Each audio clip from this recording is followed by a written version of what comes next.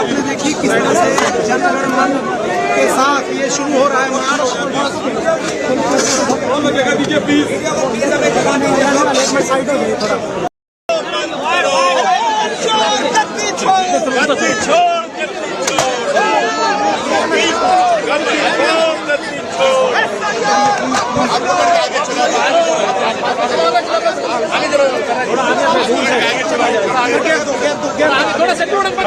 हमको आगे आने दो, आगे गोल चक्कर से आगे, गोल चक्कर से आगे, गोल धारा से आगे आ जाओ, गोल धारा से आगे आने दो, गोल धारा से आगे, गोल धारा से आगे, गोल धारा का आगे सारे जब साइड में घुस गए।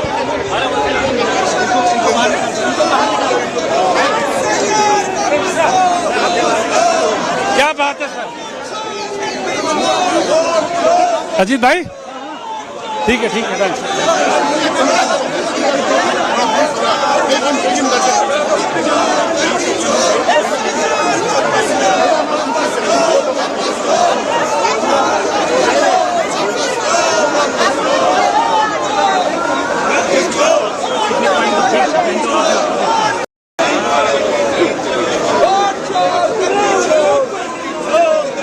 थोड़ा बढ़ जा यहीं पे।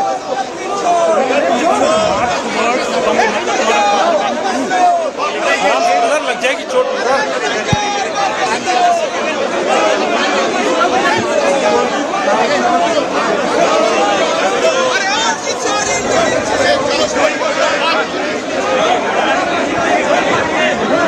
राहुल गांधी आ गया मेन फ्रंट।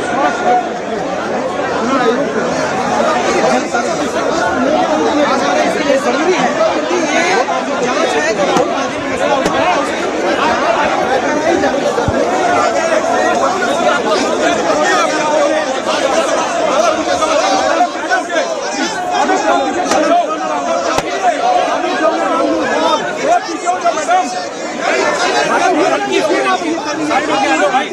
मैडम परेशान हो रही हो यार, थोड़े से शॉट बाद में बना लेना।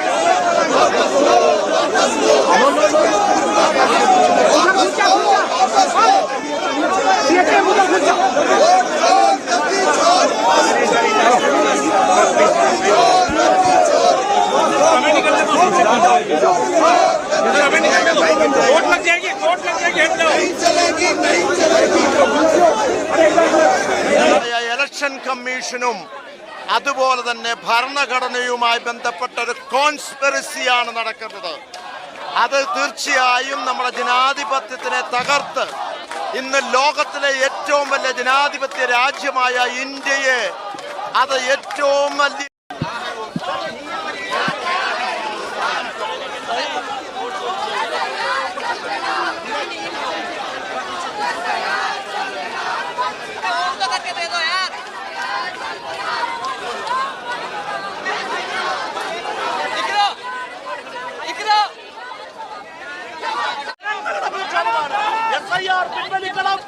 തിരഞ്ഞെടുപ്പ് കമ്മീഷനെതിരെയുള്ള മുഴുവൻ ആരോപണങ്ങളും ശരിയായ വിധം അതിന് മറുപടി പറയാൻ വ്യക്തത വരുത്താൻ തിരഞ്ഞെടുപ്പ് കമ്മീഷൻ തയ്യാറാകണം.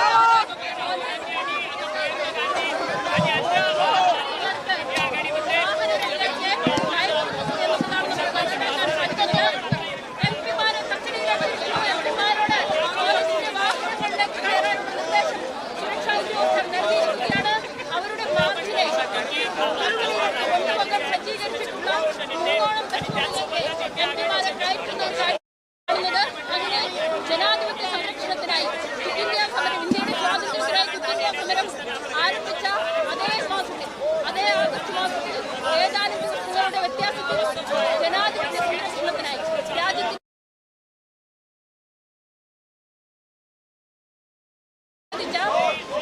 ജനപ്രതിനിധികളെ കസ്റ്റഡിയിലെടുത്ത് കൊണ്ടുപോകുന്ന ഒരു കാഴ്ചയാണ് പാർലമെന്റിന് മുൻഭാഗത്ത് നിന്ന് നമുക്ക് കാണാൻ കഴിയുന്നത്. വനിതാ പ്രതിനിധികൾ പ്രിയങ്ക ഗാന്ധി ഉൾപ്പെടെയുള്ള വനിതാ നേതൃത്വത്തെയാണ് അറസ്റ്റ് ചെയ്ത് കൊണ്ടുപോകുന്നത്. ഒരറസ്റ്റിനും ഈ സമരത്തെ പിന്തിരിപ്പിക്കാൻ സാധിക്കില്ല. ഇന്ത്യ മുന്നണിയിലെ രാഷ്ട്രീയ പ്രസ്ഥാനങ്ങളിലെ വനിതാ നേതൃത്വത്തെ പോലീസ് അറസ്റ്റ് ചെയ്ത് കൊണ്ടുപോയാണ്. ഒരു അറസ്റ്റിനും ഈ സമരമാർഗത്തിൽ നിന്ന് ഇന്ത്യയിലെ ജനങ്ങളെയും പിന്തിരിപ്പിക്കാൻ കഴിയില്ല. ഞങ്ങൾ പിന്തിരിയില്ല എന്നതാണ് പറയുന്നത്. ആദ്യം നിർത്തിയിട്ടിരുന്ന, അതായത് ബാരിക്കേഡിന്റെ സമീപത്തുണ്ടായിരുന്ന ആദ്യ ബസ്സിലേക്ക് എംപിമാരെ കസ്റ്റഡിയിലെടുത്ത് കയറ്റിയിരിക്കുന്നു. പ്രിയങ്ക ഗാന്ധി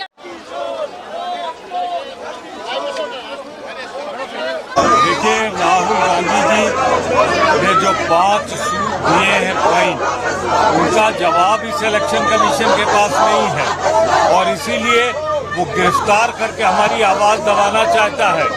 जैसे गांधी लड़े थे दांडी यात्रा के साथ राहुल गांधी के नेतृत्व में आज पूरा देश लड़ रहा है। मोदी सरकार वोटों की चोरी करके बनी है, इसके खिलाफ हम जेल भरेंगे, जो बलिदान देना होगा देंगे, लेकिन वोट चोर सरकार को हटाएंगे। गिरफ्तारी हो रही है आप लोगों की।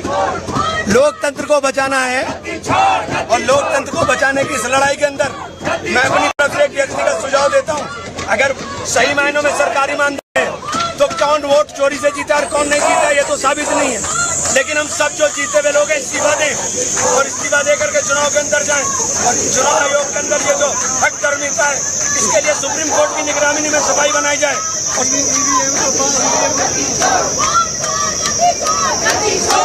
ठीक है,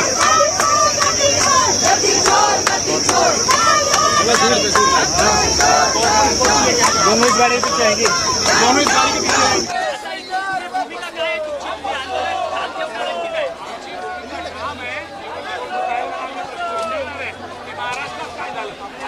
അഞ്ചിത എംപിമാരെ എല്ലാവരും ഇപ്പൊ കസ്റ്റഡിയിലെടുത്ത് കഴിയുന്ന ഒരു കാഴ്ചയാണ് കാണുന്നത്.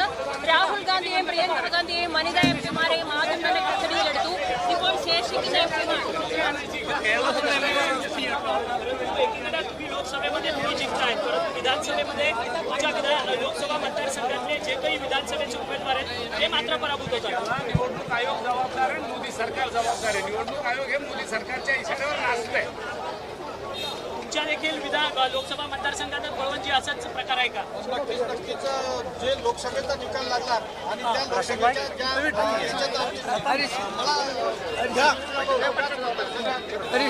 मैं भी कर रहा हूँ, लेकिन ऊपर चढ़ के भी कोई फायदा नहीं। बस में बैठ गए कुछ दिखेगा नहीं।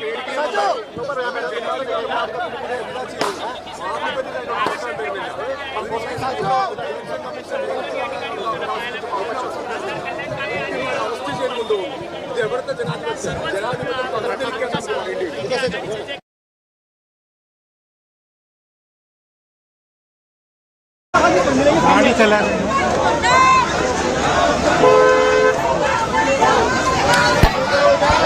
राहुल जी जाना चाहते थे आप चुनाव आयोग, लेकिन अब कोई और जाने क्या सकते थे। आप लोग चुनाव आयोग से बात करना चाहते थे, लेकिन आप लोगों को डिटेन कर दिया गया। क्या किस तरीके से देखते हैं? बोल रहे वो एक्चुअली बात नहीं कर सकते हैं। रियलिटी ये है क्योंकि सच्चाई देश के सामने है और ये जो लड़ाई है ये राजनीतिक नहीं है, ये कॉन्स्टिट्यूशन की लड़ाई है। कॉन्स्टिट्यूशन को बचाने की लड़ाई है, 1 मैन 1 वोट की लड़ाई है। इसीलिए हमें साफ प्योर वोटर लिस्ट चाहिए।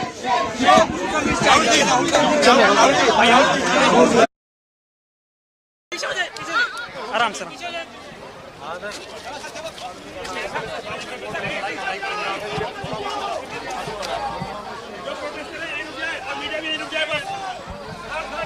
जल खाओ तो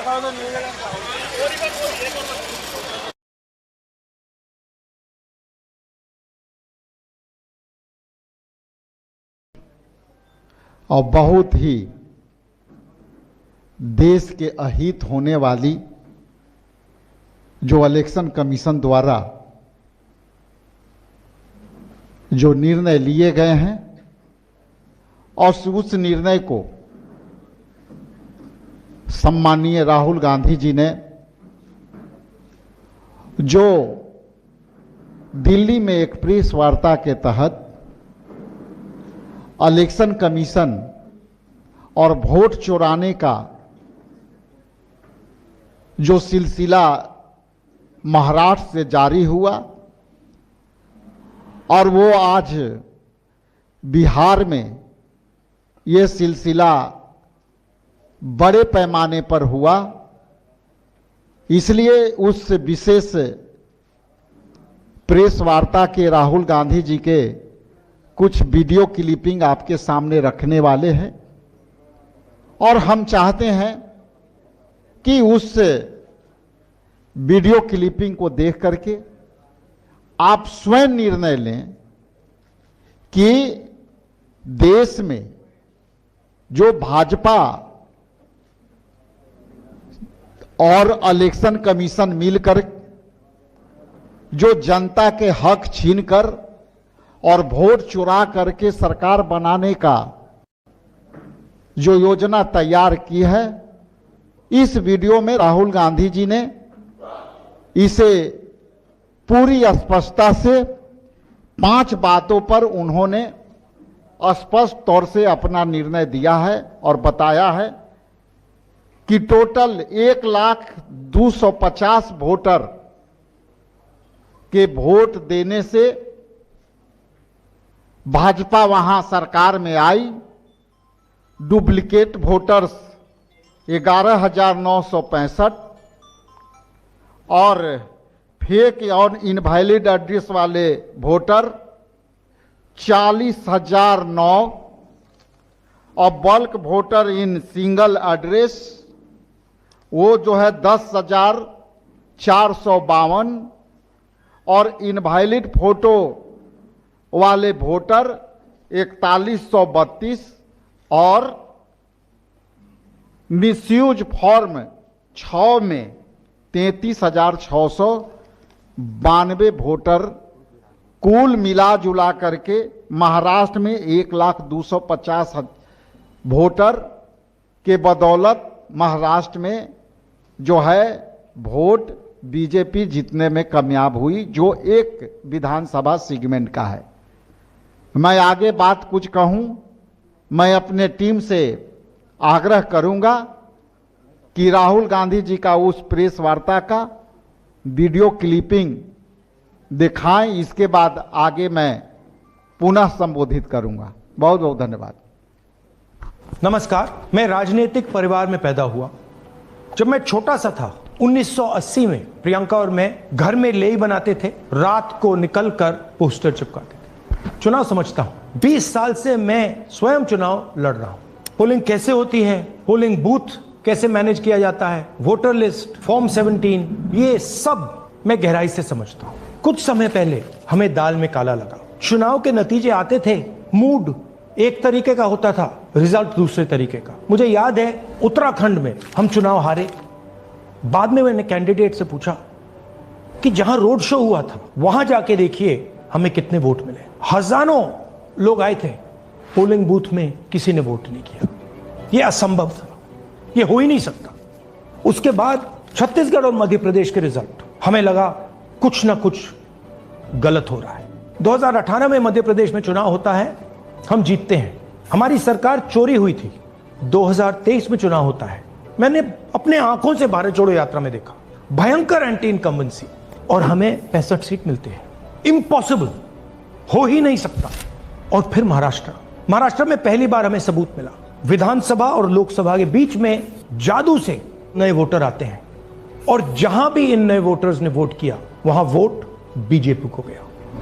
महाराष्ट्र चुनाव के बाद जब हमें डाउट हुआ, हमारे गठबंधन के सारे नेताओं ने प्रेस कॉन्फ्रेंस किए और हमने इलेक्शन कमीशन से कहा कि आप हमें वोटर लिस्ट दीजिए, वीडियो रिकॉर्डिंग दीजिए। इलेक्शन कमीशन ने मना किया, ना उन्होंने हमें वोटर लिस्ट दी और ना उन्होंने वीडियो रिकॉर्डिंग दी। डाउट हुआ, क्यों नहीं दे रहे, क्या कारण है? तो हमारे दिमाग में सवाल उठा, क्या इलेक्शन कमीशन बीजेपी की मदद कर रहा है? क्या इलेक्शन कमीशन ही इलेक्शन को चोरी करवा रहा है? इसके बाद हमने एक टीम सेटअप की और हमने उन्हें कहा कि आप जाइए, एक कंस्टिट्यूएंसी में जाके ढूंढिए, सच्चाई ढूंढिए, किस प्रकार से चीटिंग की जा रही है, किस प्रकार से यह काम किया जा रहा है और कौन कौन इस काम को कर रहे हैं। सबसे महत्वपूर्ण बात यह है कि इलेक्शन कमीशन डिजिटल डेटा नहीं देता है, फिजिकल डेटा देता है। मतलब लाखों कागज में वोटर लिस्ट दे देगा, मगर डिजिटल वोटर लिस्ट किसी को कभी नहीं देता। क्यों क्यों नहीं देता? कारण क्या है? कारण है कि अगर डिजिटल डेटा मिल जाए तो इलेक्शन कमीशन की सच्चाई पूरे देश को पता लग जाए। हमने टीम को बताया, मैंडेट दी कि आप जाके चेक कीजिए, आप 5-7 सीटों पे पता लगाइए कि चीटिंग हुई और अगर हुई तो कैसे हुई। टीम ने हमें एक दिन बताया कि 5-7 सीटों पे काम किया ही नहीं जा सकता। क्यों? मैंने उनसे पूछा क्यों नहीं किया जा सकता? उन्होंने मुझे ये कागज दिखाए। ये जो कागज हैं, ये एक लोकसभा के कागज नहीं है, ये एक विधानसभा के कागज है और इन कागजों को हमने मैन्युअली सॉर्ट करना पड़ा और पूरा का पूरा काम जो हुआ है इसमें 6 महीने लगे हैं और एक असेंबली सीट में हम ये काम कर पाए हैं। क्यों? क्योंकि डिजिटल डेटा नहीं दिया जाता। अगर इलेक्शन कमीशन ने हमें डिजिटल डेटा दिया होता तो हम ये कार्रवाई पूरे देश में, हर लोकसभा में, हर विधानसभा में 15 मिनट में करके दिखा देते। हमारे पास अनलिमिटेड रिसोर्सेज नहीं है, इसलिए हमने ये रिसर्च सिर्फ एक लोकसभा में, एक विधानसभा सीट में की। मगर मुझ में अब पूरा भरोसा है कि ऐसी 100 से ज्यादा सीटें हैं हिंदुस्तान में। जो यहां हुआ है उन सीटों में भी हुआ है। और याद रखिए, अगर बीजेपी को 10-15 सीटें कम आती तो आज नरेंद्र मोदी प्रधानमंत्री नहीं होते, इंडिया गठबंधन की सरकार होती। जांच ने 5 तरीके की चोरी पकड़ी है। डुप्लीकेट वोटर, जिसका मतलब एक वोटर के नाम वोटर लिस्ट में अनेक जगह आ रहे हैं। फेक एड्रेस, मतलब एड्रेस है ही नहीं या फिर house number 0। Bulk voter in single address, मतलब एक छोटे से घर में 40, 50, 60 लोग रह रहे हैं। इनवैलिड फोटोज, छोटी सी फोटो है या फिर फोटो ही नहीं है और वो जो छोटी फोटो है वो दिखती भी नहीं है। कौन है, किसका चेहरा है, नहीं पता लग सकता। Misuse of form 6। Form 6 first time voters के लिए होती है, मतलब जिनकी एज 18-20 साल की हो, मगर वोटर लिस्ट में 90 साल के लोग फॉर्म 6 का प्रयोग कर रहे हैं। चुनाव में 6,50,000 वोटर थे, उसमें से 1 लाख चोरी के थे। अब मैं आपको 5 उदाहरण देता हूं। यह देखिए गुरकीरत सिंह डांग, इसका नाम 4 अलग अलग बूथों पे आता है। यह कैसे हुआ और क्यों हुआ? एक और उदाहरण, विशाल सिंह, वाराणसी में वोटर लिस्ट में नाम है और बेंगलोर में 2 बार वोटर लिस्ट में नाम आता है। क्या ये वाराणसी में वोट कर रहे हैं या बेंगलोर में वोट कर रहे हैं या दोनों जगह वोट कर रहे हैं? एक और उदाहरण देखिए, हाउस नंबर 0। तो आपने कभी सुना है हाउस नंबर 0? हमने तो नहीं सुना था, मगर बेंगलोर में हजारों हाउस नंबर 0 हैं वोटर लिस्ट पे। हाउस नंबर 35 की कहानी सुनिए। छोटा सा घर है, ज्यादा से ज्यादा 4 लोग रह सकते हैं, मगर इस 35 में 80 लोग वोटर लिस्ट में रजिस्टर्ड है। ये ईआरओ ने कैसे अप्रूव किया, क्यों अप्रूव किया, पता लगाना है। अच्छा, अब ये देखिए वोटर लिस्ट, इनकी फोटो देखिए, या फोटो है ही नहीं या फिर छोटी छोटी फोटो है जो दिख नहीं सकती। इन वोटर आईडीज पे वोट दिया गया है। अब मैं आपको बताता हूं शकुन रानी की कहानी। फर्स्ट टाइम वोटर बनी है, 70 साल की आयु है।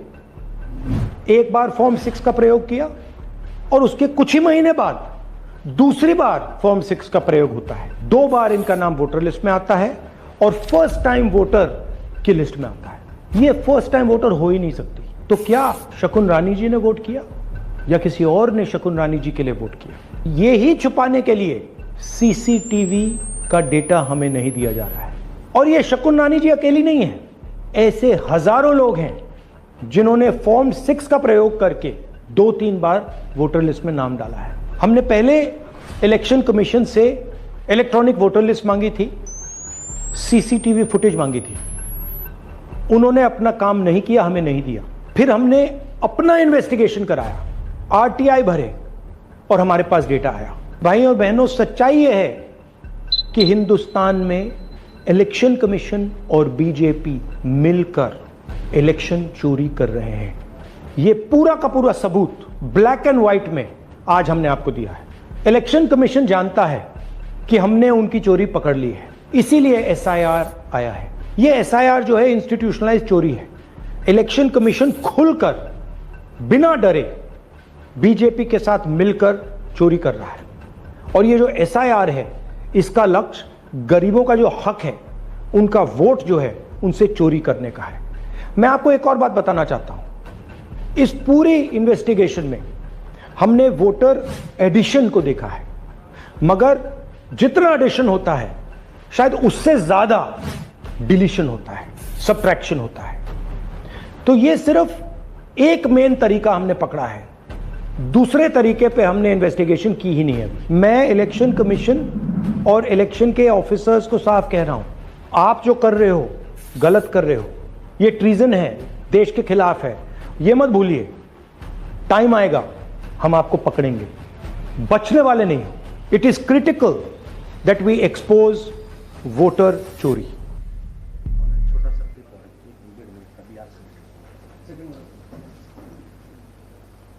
हिंदुस्तान की जनता को और बिहार की जनता को कह रहा हूं कि महाराष्ट्र का चुनाव चोरी किया गया था, और जैसे महाराष्ट्र का चुनाव चोरी किया गया था, वैसे ही बिहार का चुनाव चोरी करने की कोशिश की जा रही है।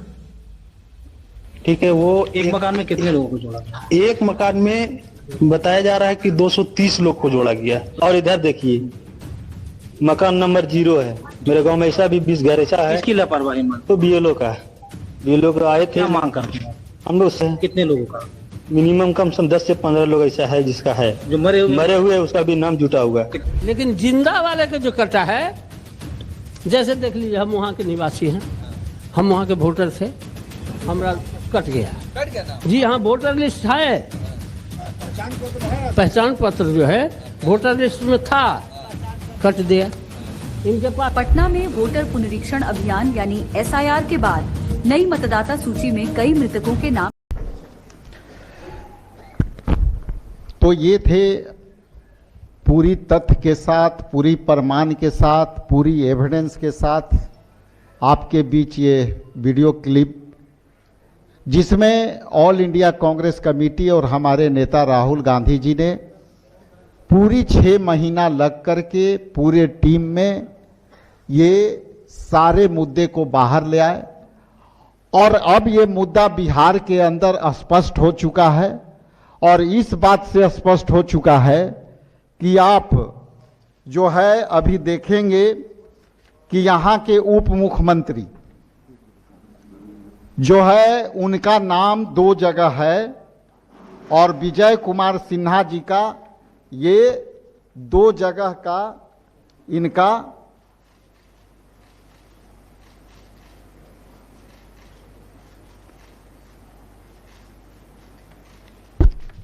पहला, तो इनका 2 जगह का नाम जो है डुप्लीकेटिंग सी डाला गया है, जिसमें पहला है 182 बांकीपुर विधानसभा में, और दूसरा हमारे हाथ में है ये है 168 लखीसराय में। जो बातें हम लोग शुरू से कहते आए हैं वो स्पष्ट है कि ये माननीय उप मुख्यमंत्री जी लगातार एफिडेविट दिए होंगे कि ये जो है लगातार एफिडेविट में दिए होंगे अपने चुनाव के जो हल्फनामे हैं, उस हल्फनामे में दिए होंगे कि हमारा एक जगह नाम है, और जब हल्फनामे में जब ये दर्ज होगा और एक के छुपाए होंगे, खास करके बांकीपुर के जरूर छुपाए होंगे क्योंकि वो चुनाव अभी लड़ रहे हैं लखीसराय से, तो ये स्पष्ट है कि उस हल्फनामे में जो है अपनी जानकारी छुपाई, और आज उस पद पर, संवैधानिक पद पर बैठे हुए हैं, क्या उस पद से वो रिजाइन देंगे अपनी नैतिकता के आधार पर?